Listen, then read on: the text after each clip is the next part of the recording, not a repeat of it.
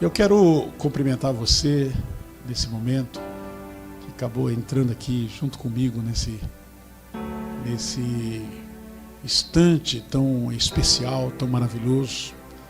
Uma mensagem breve e somente 2 tópicos para que você possa entender. E a mensagem ela está exatamente envolvida em 2 aspectos, porque está uma ebulição do mundo, uma ebulição das pessoas. Isso em todo o mundo, não é só em termos de Brasil, por causa da eleição. Uns países que deram certo nas suas eleições, outros que não deram certo. E teve as suas consequências muito fortes, dramáticas, que está trazendo consequências terríveis e horríveis. Porque aí nós estamos percebendo que ditadores e outros com outros pensamentos enganaram o povo. Teve um engano muito grande nessa situação, nessa questão. Então eu gostaria de falar exatamente de teocracia e democracia, mas isso bíblico. Eu não quero nada falar nada em relação à questão política de hoje, nada disso. Eu quero trazer essa palavra, o que está na palavra, na Bíblia. Então eu gostaria de dizer, primeiro, a origem da teocracia. O que é teocracia? O governo de Deus.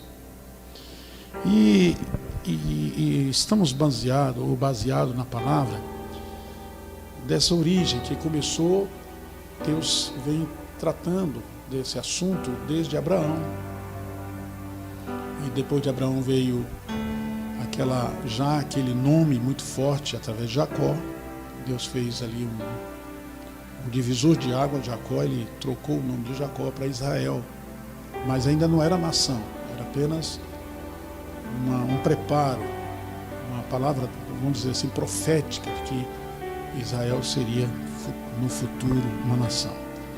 Aí Deus levanta Moisés, e Moisés é usado como um libertador, de tirar o povo, aquele povo que estava ali, que não era nação, mas era um povo hebreu que estava junto ali do Egito, misturado com o Egito, escravo do Egito, dominado pelo Egito. Deus tira esse povo e Deus coloca esse povo agora a caminhar, a peregrinar para cumprir uma profecia que Deus daria a eles uma nação, ou daria a eles uma terra que manda leite e mel. E Moisés então foi esse grande libertador. E aí, depois que houve a libertação, Deus então começa a estabelecer o seu governo, a maneira como ele ia governar o seu povo já como nação, Israel.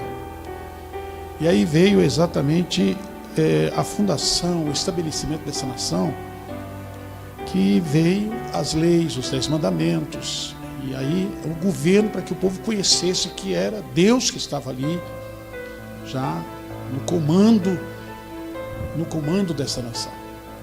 E essa nação foi muito vitoriosa, muito feliz. E nós temos história, não há condição, não há tempo de falar sobre isso. Mas nós vemos que com isso veio o sacerdócio, o Levíticos, né, que foi estabelecido na época ainda de Moisés. E esse estabelecimento do Levítico foi a sua maneira do povo se chegar a Deus através do sacrifício. E enfim, foi muita coisa maravilhosa que aconteceu. Aí veio também os profetas, que veio de Moisés, Miriam, e aí foi vindo esses profetas que até hoje estão registrados na palavra. Mas depois dos profetas veio os juízes. Falando bem, os juízes aconteceram. Foram 14 juízes depois de Otoniel, que foi o primeiro juiz. E Otoniel até tem um nome significativo, que significa leão de Deus.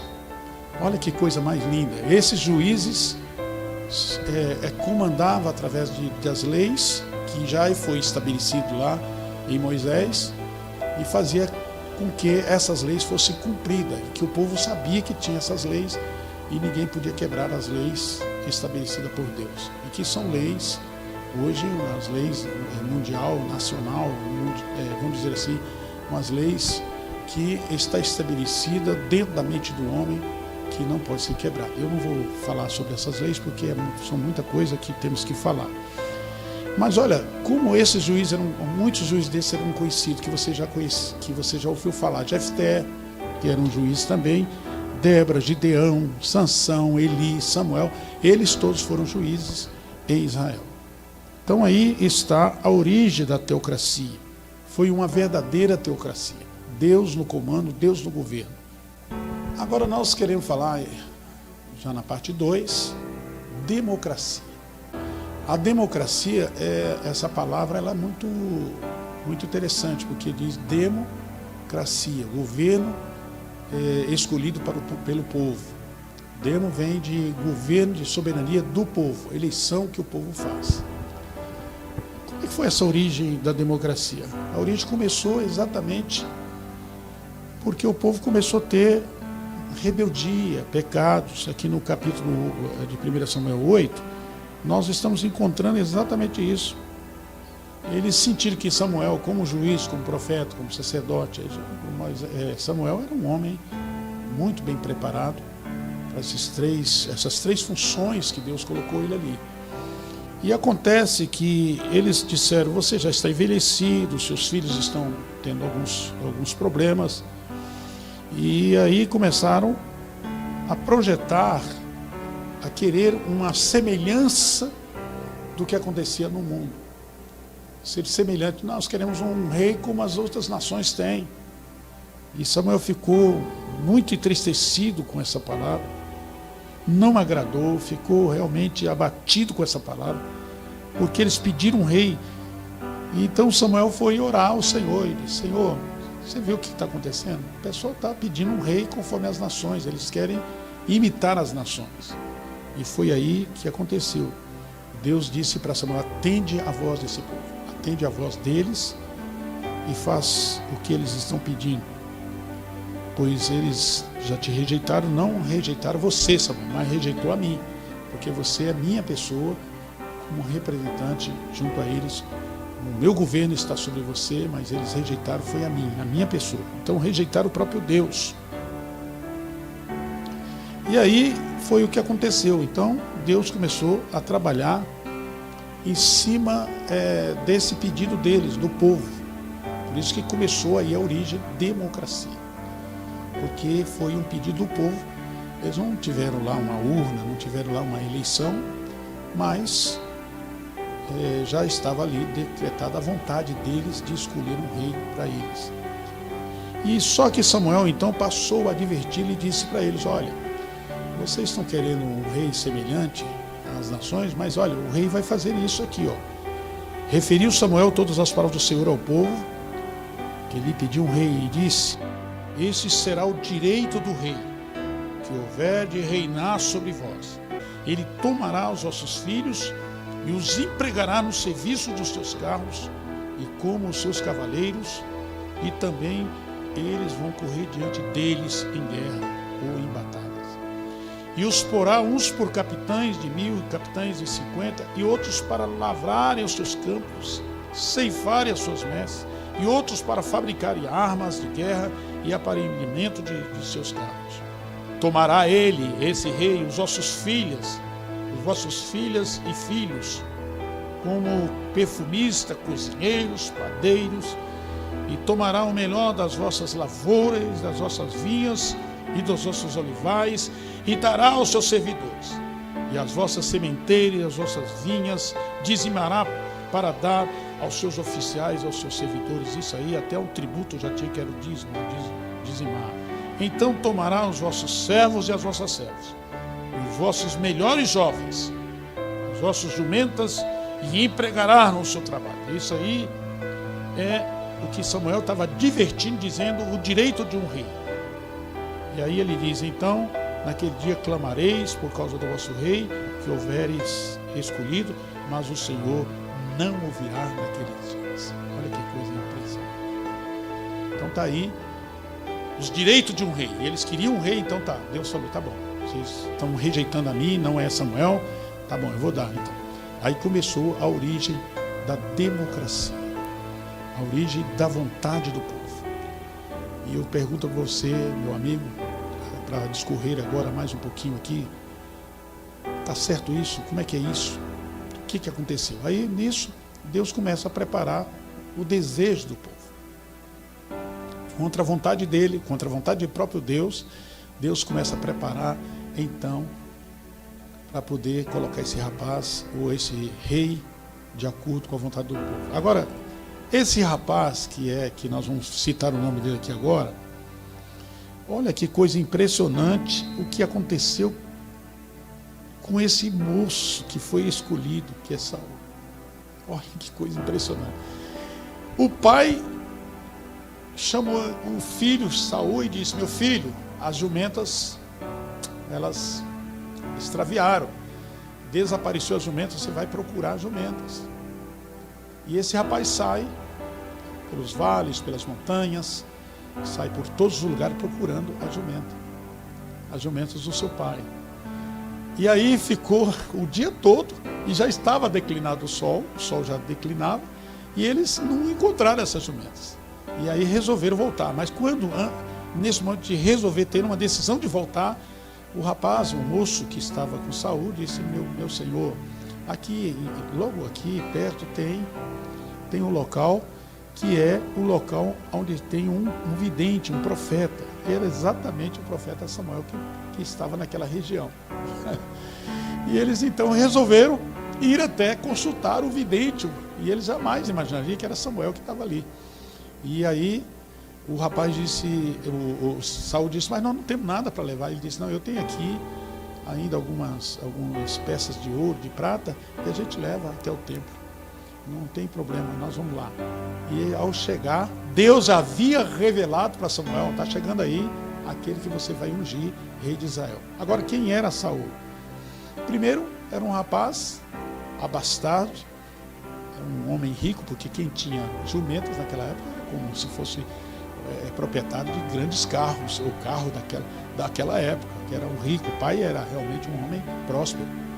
E aí o rapaz chega bonito, de estatura maravilhosa, de uma aparência extraordinária.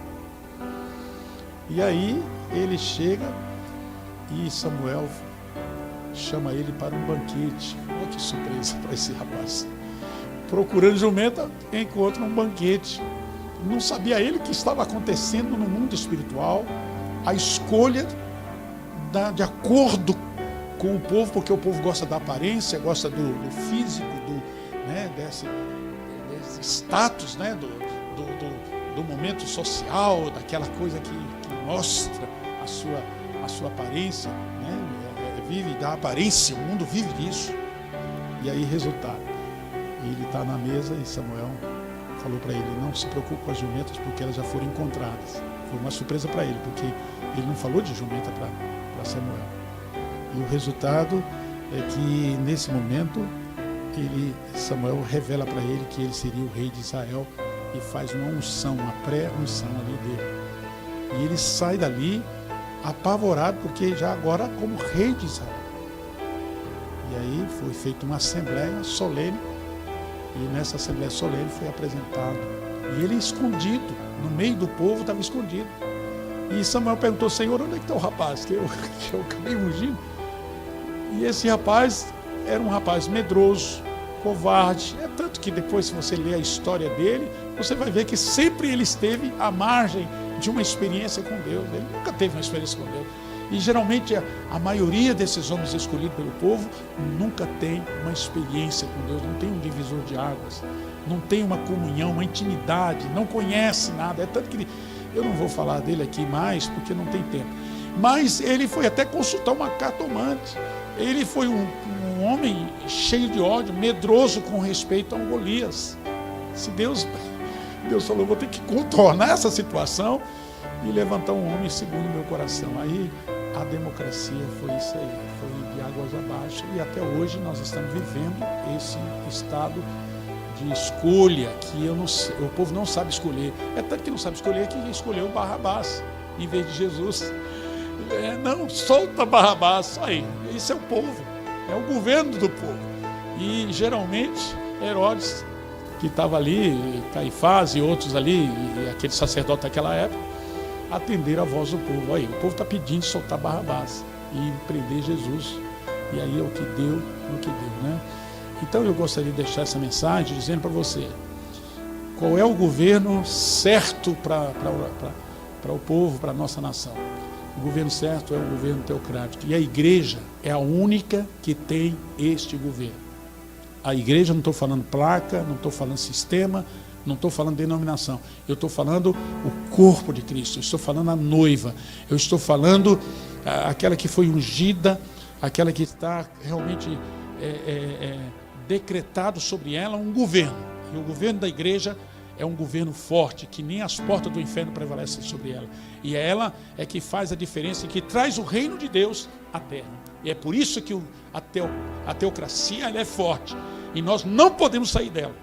Eu, como pastor, estou dizendo para você, meu irmão, não podemos abrir mão do governo de Deus nas nossas vidas, porque é o único que tem o poder para educar os filhos, é o único que tem poder para proteger a família, é o único que tem o poder para trazer a prosperidade, a alegria e a paz no meio do nosso povo, no meio da nossa família. É o governo de Deus. Você pode ver que aonde tem o governo de Deus, tem a paz, a prosperidade, a alegria e obediência às leis de Deus. Deus abençoe, fique na paz em nome de Jesus.